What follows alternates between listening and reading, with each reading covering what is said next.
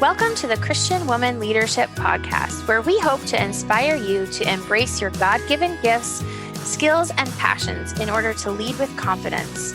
We want you to remember that you are fearfully and wonderfully made in the image of God, and you are fully loved by Him. You have been designed on purpose by God with unique gifts and passions in order to love and lead those around you. I'm your host, Esther Littlefield, a pastor's wife, business owner, mom, and writer. And I'm Esther's co-host, Holly Kane. I'm a wife, mom, and business owner. I also write at hollykane.org, where I focus on my passion for women's ministry. Together, we chat about important issues that Christian women leaders face.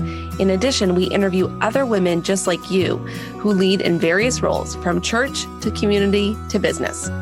Through this podcast, we offer you encouragement, tools, and resources to help you on your leadership journey. We are so glad you're here with us.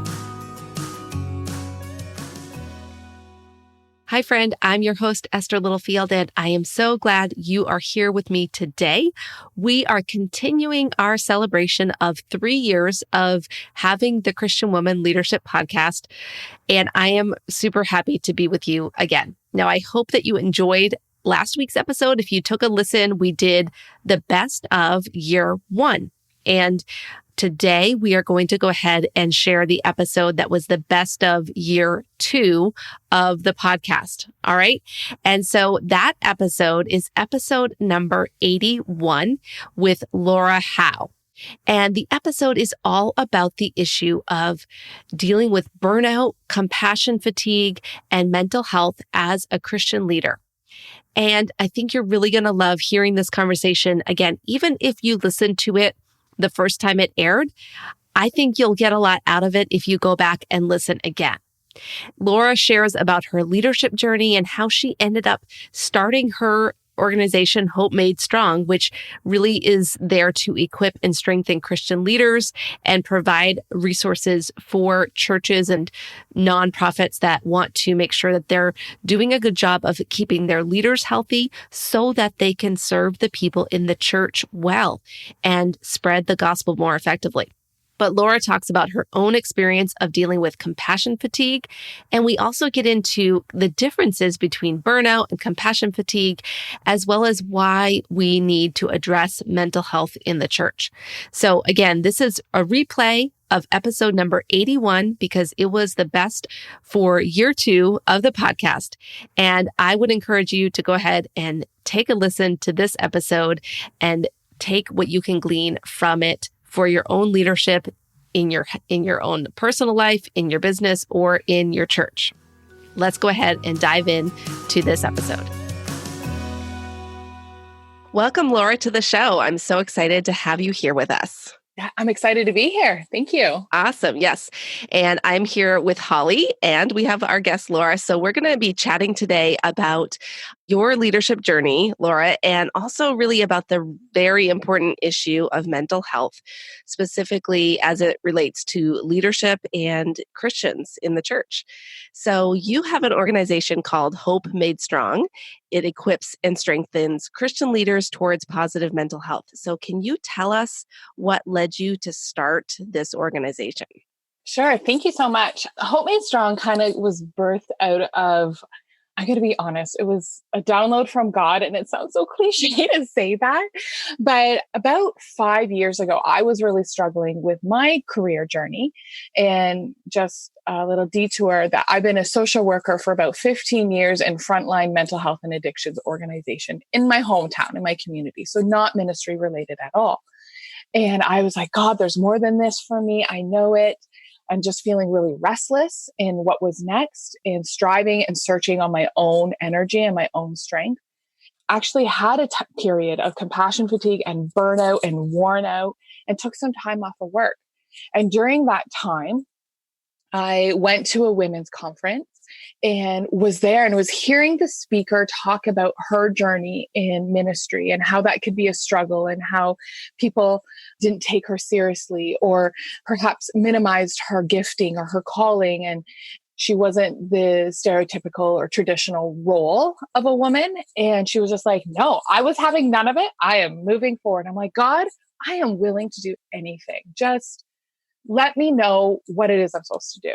And so that night I couldn't sleep and I was up and I had this idea of bringing my clinical and my training from my frontline social work field and bringing the bridge to the church and bringing those messages of hope, resilience, mental wellness, well-being, and strength to leaders at church, because leadership in church, you're often act as almost like a first responder.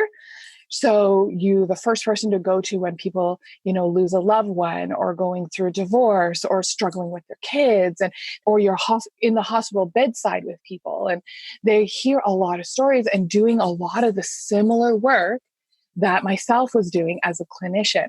But as a clinician, I was getting all the supports and resources from my workplace. But in the church world, especially in volunteer roles or in leadership roles, they don't have that base and that knowledge or the education or the support that is looking out for their wellness. So some do, but most don't. So I wanted to bridge that gap and bring those resources to the church world and to the faith communities that are, number one, biblically founded and based on the Word of God, but also from best practice or the most recommended or the researched supports and methods in healthcare. So kind of bridging those, and wherever they overlap, first the Word of God and on His, and then wherever it's complemented by research and best practice, bring those together. So that's kind of where it all came from. I love that mission that you have to bridge the gap for the church, between God's word and then the mental health best practices and all of that.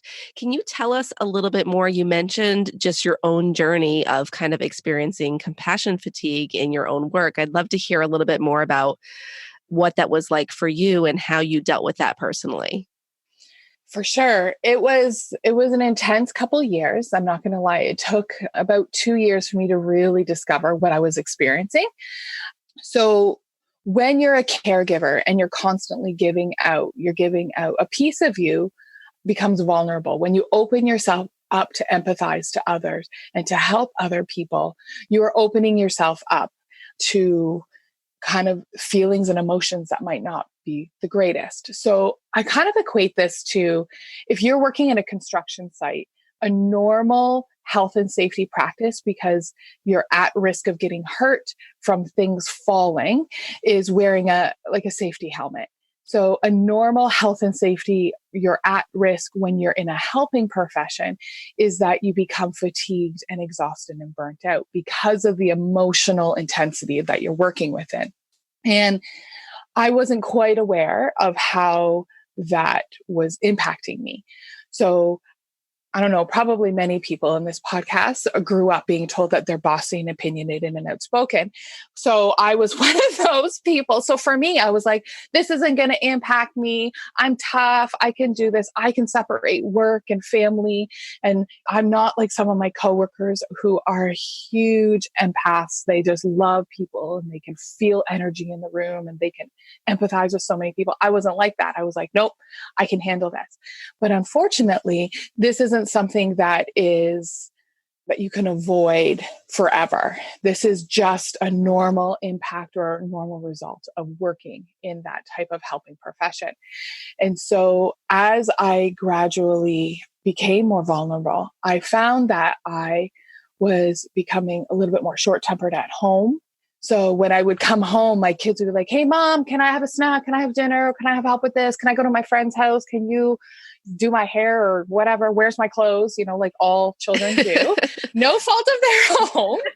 But I was just like, I have met people's needs all day. I am done.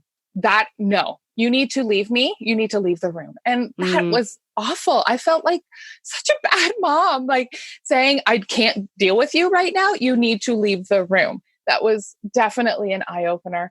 I became very exhausted, just overwhelmingly tired, like wanting to go to bed at 8:00 all the time.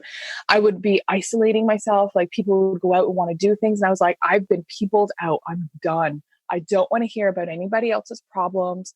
I just want to be by myself. Give me a book, give me my jammies, and I'm a happy person, right?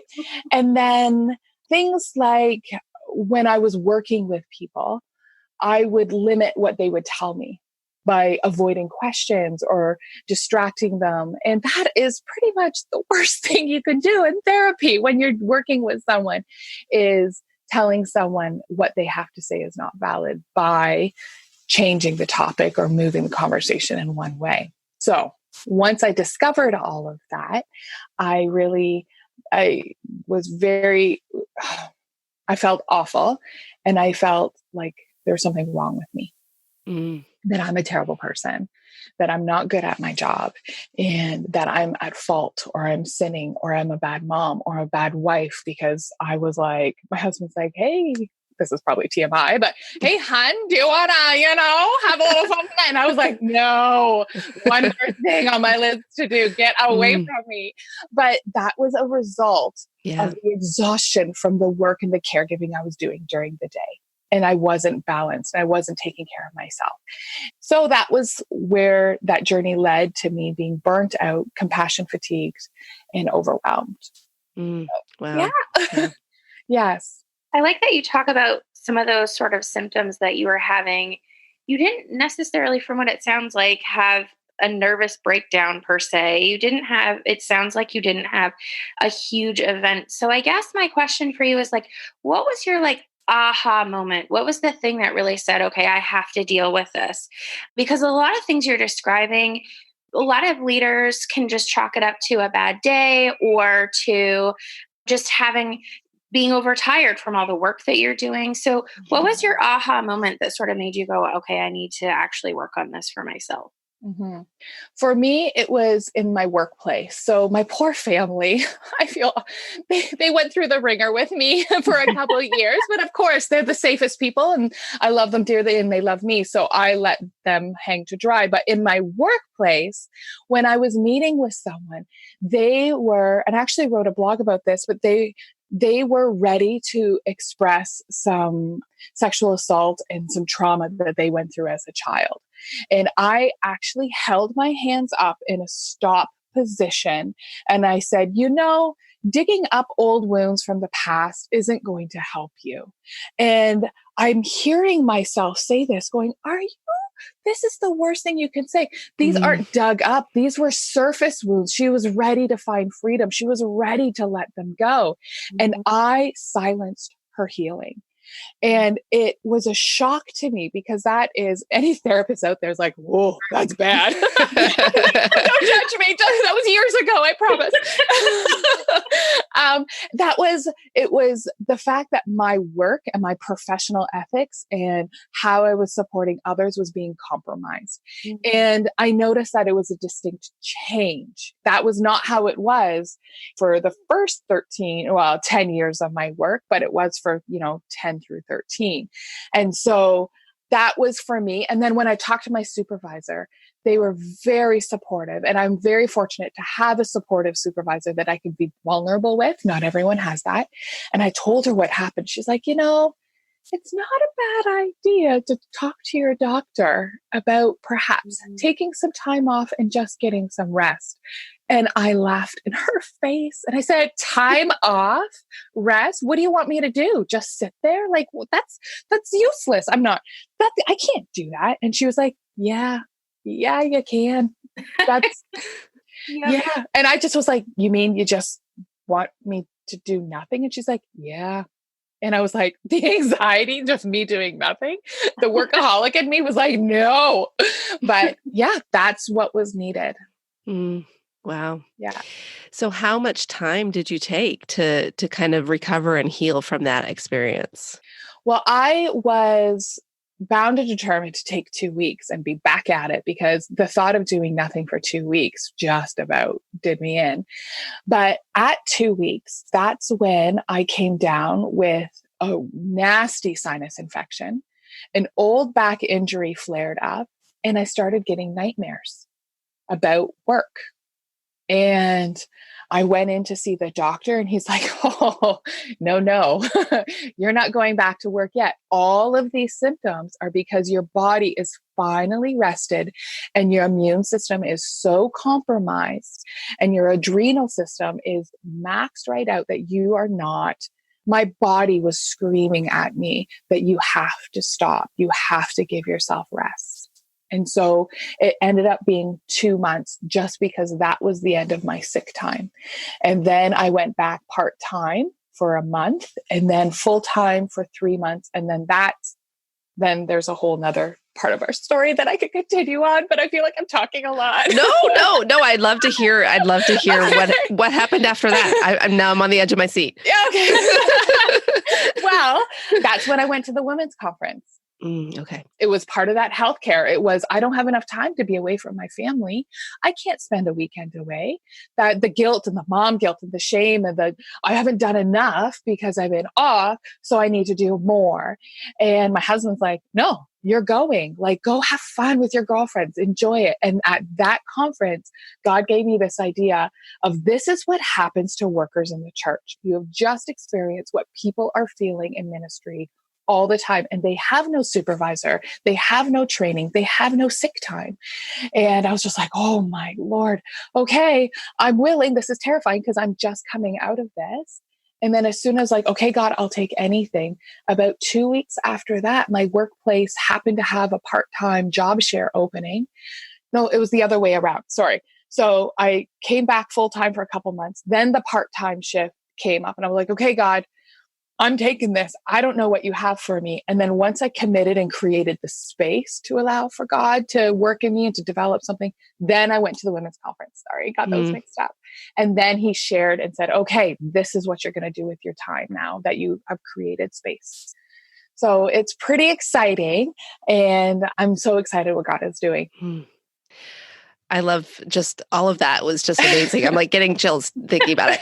So, I think just the piece that I'm curious about is for yourself in your own church experience, were you seeing these types of scenarios, or do you feel like God just kind of gave you this vision of overall the struggles that church leaders were experiencing, or had you seen specific instances of pastors or volunteers getting to similar points that you had in your own life?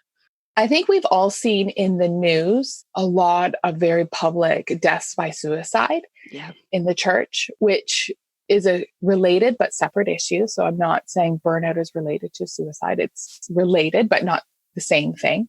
And I think I didn't see it in leadership so much just because I attend quite a small community church. However, I saw it in all the volunteers. So programs were beginning to end. They were struggling to find helpers and volunteers because people were done. They were exhausted. They gave everything of themselves. And then they were just, wanting to retreat and be fed and have that rest. And so there was a struggle in that. But I think in the greater church world, there definitely is that. And the more I looked into it, the more I was like, my goodness, this is a recipe for disaster, because many, many churches are independent of maybe a direct supervisor or an overseer or benefits and employee assistance and those kind of packages that come with larger organized communities and organizations, I should say. And so churches are independent. And so there's not that relationship or that connection. Pastors are extremely passionate about caring for others, and it becomes a calling. And so then there's this guilt and shame about if I don't reach everyone and connect with everyone, I'm failing or I'm not good at. They are essentially middle management between God giving them and then all these people demanding of them. They're expected to be available 24 hours a day, 7 days a week. So there's no balance. And training. I have never been to seminary. I did like a year of Bible school, which I would similar to like homeschool Bible school. But I would never say I went to seminary, but I can assume that they are taught thoroughly in the word and theology and how to do the messaging, but the people issues, like how to talk to someone who is struggling with suicide or drug addiction or marital, going deep into the meat of that, I'm sure is not sufficient for what the expectation is of their role. And so there was all of this mix that I was seeing, and I was like, oh my goodness, like, how are people functioning? There's no wonder that there's a stat, and I can't back it up right now, so I probably shouldn't say it, but there's a stat that says like pastors make it like under 10 years, like 5 to 10 years before they retire or leave ministry. Well, no wonder, right? That's exhausting. And so I was like, man, I need to bring this message of hope that there's strength and there's a way out. There's a second chance at life. There's a second chance at ministry. There's a second chance at being a parent and a loving husband and a loving wife. And it doesn't have to be this way. So that is kind of where that has become. So good. Oh my word. So you kind of touched on this a little bit, but I'd like to hear your take on it a little bit more. When you were kind of going through that, you were in a really great place, a really great workplace to kind of have that happen. And it sounded like you had some really great support and people even pushing you to go get the help that you needed. But it doesn't, in my experience and sort of historically, the church seems to be resistant to talking about mental health issues or providing resources. And I'm wondering why you think that is. I mean, you touched on the fact that pastors, for the most part, don't seem to have maybe that training how to talk to people. Do you think that that's a bulk of it, or do you think there are other things that are in play there? It's a mixed bag. Like there's so many different scenarios, or it's very layered, right? You know, as our friend Shrek said, right? There's so many pieces in play. You know, there's a natural distrust for the science and the medical system, I think. And, you know, I think there's some misguided information, and I'm not a theologian, so I'm not going to go into it, but about what mental health is. Is it spiritual? Is it physical? Like what that is. You know, there's just what people don't know, they fear, right? Yeah. So if you don't know what it means or you don't understand it, it's foreign and you fear it, or you at least question it and cautious of it. And so I think that has a huge piece of it. And I think our culture has shifted so much. So this wasn't a huge demand, maybe traditionally 100 years ago. There was definitely mental health in all of history, written in history, but I don't think it was as pervasive or in our face and common. You know, our population has just grown. So I think that there's so many pieces to that. So what do you think are some of the things or ways that churches can begin doing a better job of providing support in terms of mental health issues for both their leaders and the overall congregations?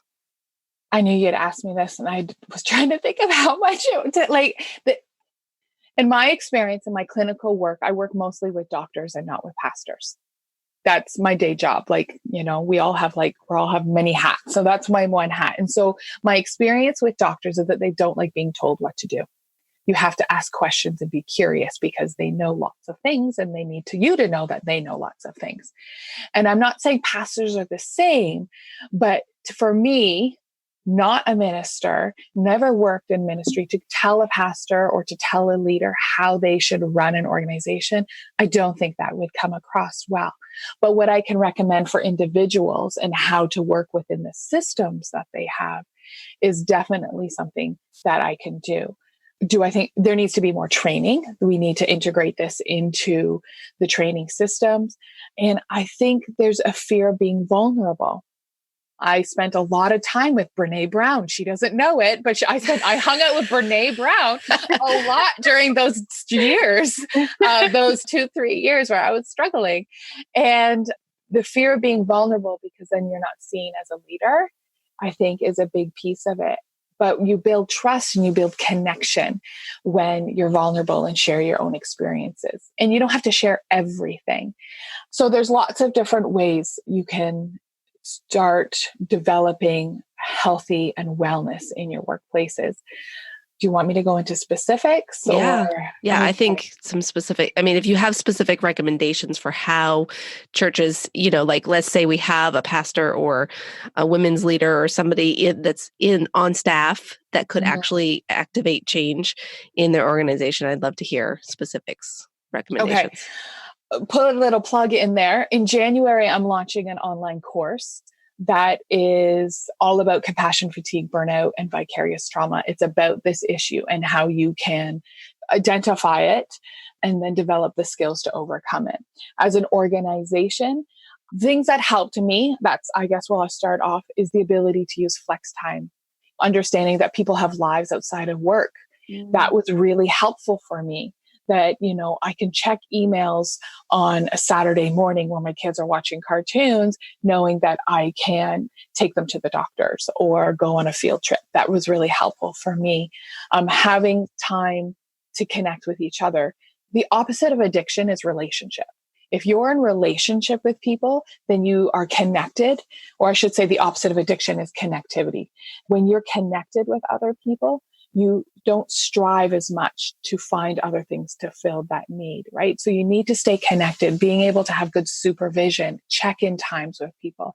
How are you doing? What's going on in your life? Not, have you met your KPIs, and are you meeting, how many is in your attendance, and what's the giving at, and like what's really going on in your life, and being listening, having those active listening skills. So when you're listening to someone, you're fully engaged in what they're saying. You're not thinking about what to ask them next. You're actually curious and wanting to know more. There's a skill that's really helpful. It's called low impact debriefing. So low impact debriefing, and I teach about it in the course that I have. It is teaching how to debrief with someone without sliming them with all the trauma and all the negativity that you experienced. So I'm sure there's a lot of leaders out there that go home to their spouses and they're like, this happened today, but because it's in our close community, I can't talk about it. And they're holding it, and it becomes a burden on them because they can't experience or share it or offload that and find support through it. So there's a skill of low impact debriefing. Feel free to Google it. That it's out there, and you can learn how to debrief with each other without sliming and re-traumatizing and sharing all the details and confidentiality. So those are a few of the key things. Recognizing that people are people, and that every single person in this world struggles with mental health. Every single one. No one is immune to it, whether you're struggling from grief of a loss of a loved one, overwhelmed because your kid's going through a stage and you don't know what the heck to do with it, or whether you're overwhelmed and anxious because of a presentation or a new project that's coming up. Everyone experiences some capacity of mental health concerns or struggles. And once we realize that there's no shame in struggling because we are all human, then we can talk about it and have that connection. That's a big piece of it. Mm. So you may have already answered this, because I think some of your answers are so good and they're kind of like branching out into the other things that we're going to talk about. But what do you think some of the challenges that you see Christian leaders facing today when it comes to mental health, whether it's their own mental health or their parishioners, the people that are under them? What challenges do you think are most acutely affecting leaders today?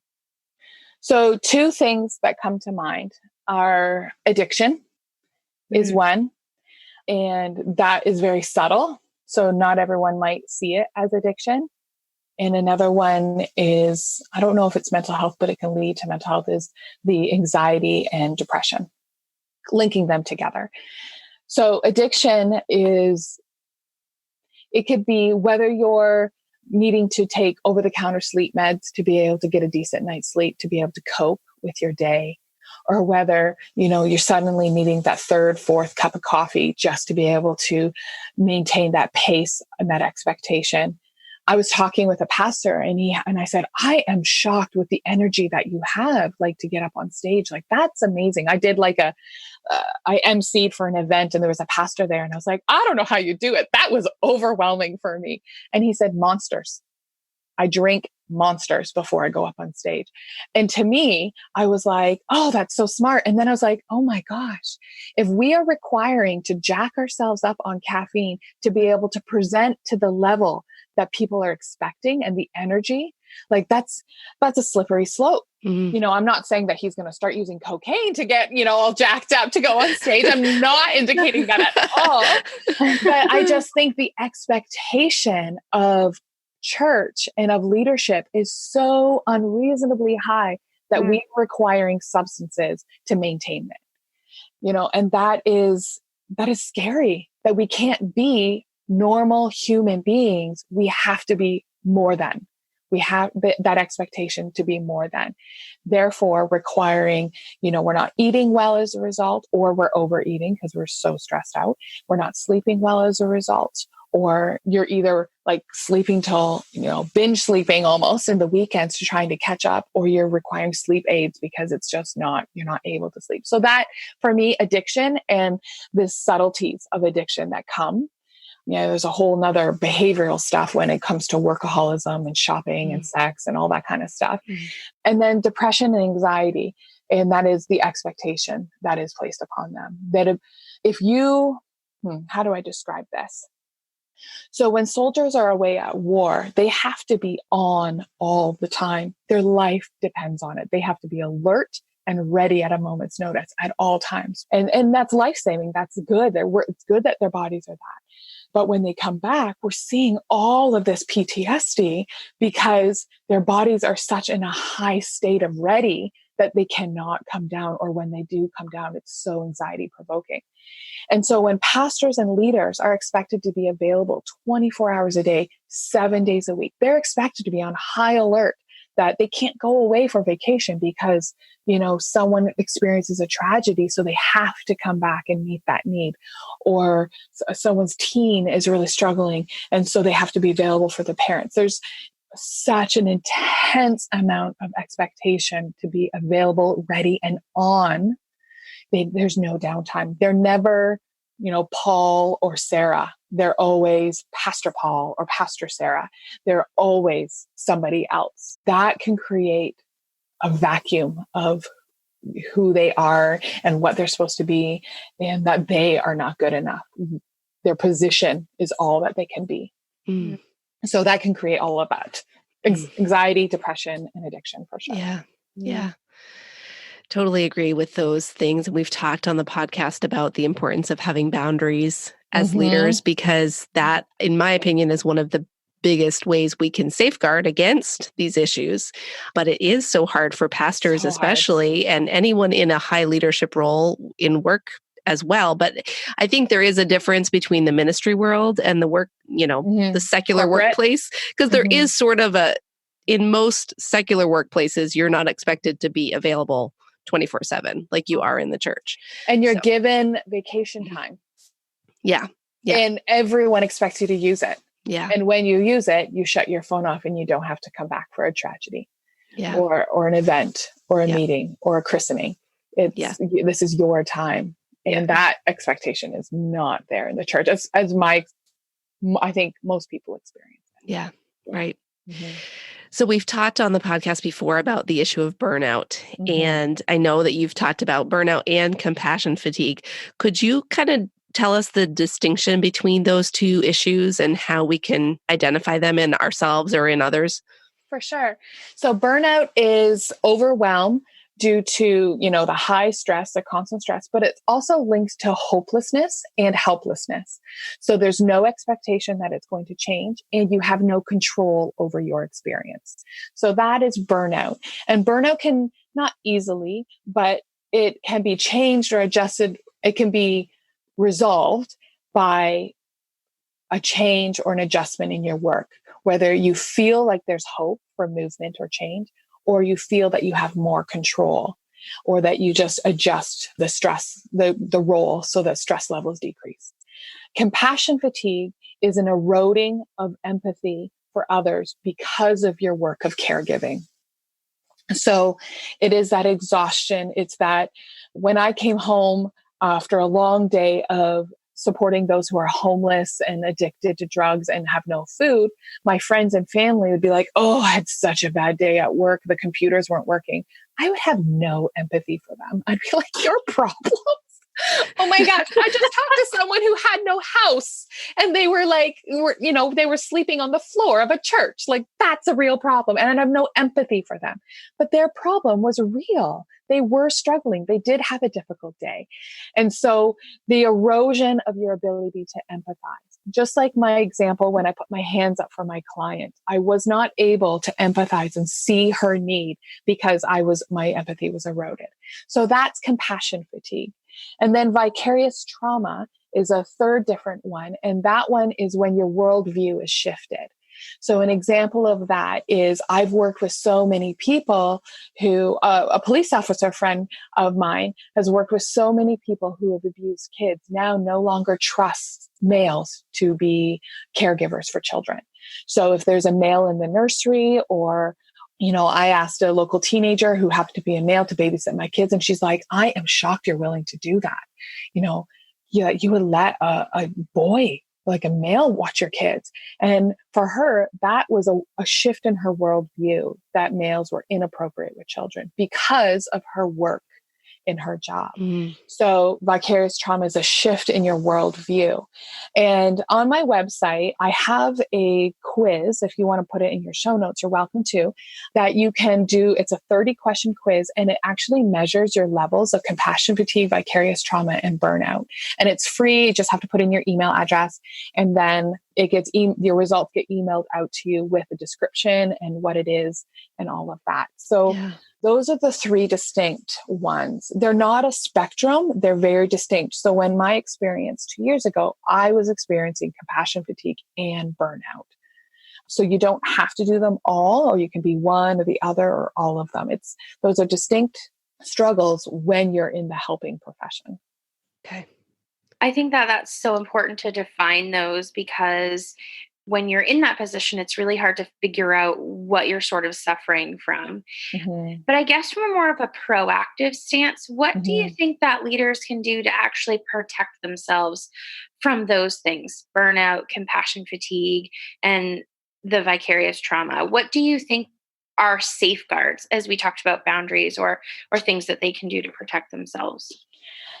It goes back, not the only things, but it goes back to the boundaries, the self-care, the relationships, and identifying and being creative. So I'll give you an example that during the time of my struggling, my daughter was going into school, and I was going to be that mom who volunteered. I was going to be on the PTA, and I was going to do it all. I was going to be involved in my kid's school, and I'll know who her friends are and her teachers are. Well, I went in to be a part of the lunch program, and it was all these other moms who were complaining about their life. And I was like, I don't want to hear any more problems. And then I would see kids who didn't have the greatest lunches, and I'd be like, oh my gosh, these poor children, impoverished homes, and oh my gosh. And it would really impact me. And I had to stop. And I was like, I felt like I was giving up and I wasn't doing my job. And then I started taking account of all of my other work, and all my volunteer work and my community involvement. Everything that I do all had to do with people at risk, whether it was children or seniors or mental health. And I was like, ooh, I need to change something. So rather than volunteering with people, I volunteered with projects. So I helped my teacher set up the crafts, rather than in the lunch program with all the other moms. Rather than being a small group leader in my kids' theater program, I helped with costumes. So I was still able to engage, but I did it in a different way that doesn't trigger me the same, that it's not all the same issues. So a lot of people would be, maybe leaders are chaplains in the hospital as well as leaders in the church, or they're in their kids' youth group, or, soccer club, as well as, so you have to evaluate all your hobbies and how you spend your time. That's another creative way to safeguard or protect, is protecting your time and what you're involved in and what you're exposed to. What are some other ways? Let me think. I have a whole course on this, so you would think I would know it off the top of my head. Well, people can take the course if they need to. Yeah. But, I'm not going into the details of the self-care and boundaries, because I'm sure you've spoken about that in the podcast, and it's familiar with people. But I think it can be little things in self-care. For me, going to the grocery store and picking up a pre-made chicken, so for dinner, that's self-care to me, because I don't have to come home and cook. For me, that is self-care. So self-care can look very different for each person, and it doesn't have to be eating kale, doing yoga, and going to the gym. Because it doesn't. Right. Because that doesn't work with me, because if it is, then I'm in trouble. I love that point, though, just that it is a lot of times it's about the little small daily habits that we have rather than I have to go to the spa every month and get a massage once. Who has time for that? Who has time or the finances to do, what we often label as self-care when a lot of times it is just the little tweaks in our schedules. And transitioning from home to work is a really big one. So a lot of times when you're going to work, you're gearing up for a day. So the radio's on, podcasts are on, music's on, you're good to go. But on the way home, I challenge people to, on the way home, turn everything off and be silent. So that when you're coming home, you are processing, you're debriefing with yourself, you're saying, God, whatever happened today, let it be. You are in control. It's not my problem. It's not my life, but God, I give this into your hands. And so that the transition home, when you walk in the door, you're not still reeling in your mind about work. You've done that processing on your transition home. So little things, it's no extra time, but on the way to work, gear up. And on the way home, shut everything off and slow down and come back. So little things like that are what I think is more realistic and actually more helpful. Love that. So I have just loved everything you've shared, Laura. I want to ask you if there's anything else that you would like to share that you think specifically about this issue of mental health for leaders in the church or in their workplace as well. But anything else that we haven't covered that you feel like would be helpful as a reminder for our listeners? We touched on it, but I think I need to emphasize that when you are struggling with burnout or compassion fatigue, this is not a result of a fault or a sin or a wrongdoing. You are not lazy. You are not bad.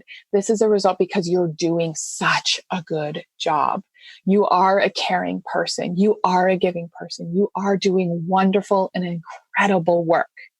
Burnout and compassion fatigue is a result of doing good work. And it's nothing that you've done wrong.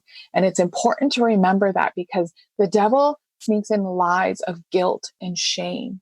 And that's exactly what he did in the garden, right? He shamed Eve and he shamed Adam, they separated themselves. And that is what the devil's lies are about, that this is about guilt or shame and it's wrong or it's bad. And that is incorrect. This is because you've done good work. And in Matthew 11:28, it says, come to me, all who are weary and burdened, and I will give you rest. And it says, first thing he asks us to do is to assess if we're weary and burdened. He doesn't say being weary and burdened is bad or wrong or sinful. He just says, check in with yourself. Are you weary and burdened first? And if you are, stop, get rest, and then take my yoke upon you. Right. And so I want to emphasize that it is not wrong and you are not a bad leader or a failure, a personal failure. It's because you're doing good work and we just need to reshift, rebalance, bring in those strategies to prevent or to, withstand, and then you're good to go. But it takes time and it takes patience of ourselves. And we're awful with patience of ourselves. It's like the worst, but we're human. We're human. So, yeah. I think that's so important for our listeners to hear you say that. I think that sometimes they just need the permission to do those things. It's funny that we know a lot of the self-care and we know a lot of these different strategies, but sometimes we just need the permission or the little push to actually do it. So, yeah. So you wear a lot of hats as a leader yourself. And I would love to know what some of your own habits and routines to stay healthy and effective are. So for me, I go out one night a week with girlfriends. I found that was a black and white issue when I was starting to not do well and be well. It's when I was too busy to go out with my girlfriends. Yeah. So Thursday nights is my night to go out. And my husband knows this. And if he wants to go out on Thursday night, he books the babysitter. So Thursday nights are, and that for me, that is something that I need, that ability to laugh, relax, and be me. I also do Abide meditation app is really good when I'm struggling with sleeping or struggling and feeling that, chest tightening. Okay, I got to do this. It refocuses on the word. it's meditation, but some people get overwhelmed or confused with that word, thinking it's secular, but it's meditate on the word of God. And for me, it realigns and just calms me down. I really like to be out in nature. So going for walks or hikes or just being in sunshine, being cooped up in an office is like nothing worse than that all day when it's sunny outside. So trying to go for a walk at lunch. And music. Oh man, music. If I didn't have music, I'm so thankful God created music. Yeah. You know, like whether it's worship or it's like that rock and pump you up, like whatever you need to get. I get that a lot from music as well. Mm-hmm. And I always buy a chicken at least once a week because who wants to cook? Like I'm telling you, my family's like, are you kidding me? I'm like, well, you can cook. That's an option. Oh my goodness. I love this practical tip. Yeah. It's like you do. I think you talked about it earlier, but that whole issue of mom guilt, for our listeners who are moms, and if you're not a mom, just the woman guilt too. Like there's just so many expectations, and sometimes they're only expectations that we have made up in our own head 100%. Based on what we think other people are expecting of us. Mm-hmm. But either way, we're dealing with that guilt. And if we can just let go of that and do what will allow us to be healthy and effective, things are just much better. Yeah. Right. Instead of like trying to fit into this box that we've created. Yeah. So. I'm all about instant mashed potatoes. Who has time to peel and cook? Like really, come on. At a time and place. All right. Thanksgiving's coming up. So, right. Yeah, there you go. Oh dear. People are probably questioning it, but whatever. No, I think it's good. So I would love to hear, Laura, if you have any advice for a younger leader. Maybe she's just starting out in her career, in her ministry life. Yeah. What would you tell her? Or maybe what would you tell yourself, 10 or 15 years ago?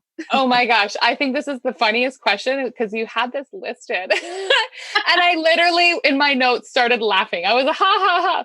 I actually consider myself a brand new leader. So what would I tell myself? Okay. So what's inside of you is for real. You're not making it up. If you have that passion and that drive inside of you, it's real. You're not making it. It's not in your head. It's not you, being rebellious and trying to do something different. You're passionate. You're a leader. Just trust your instinct. And I don't think I was told that. So that's why I still struggle to this day to see myself as a leader, because I just don't think I trusted that. And I don't think that was empowered at the beginning. Have a mentor.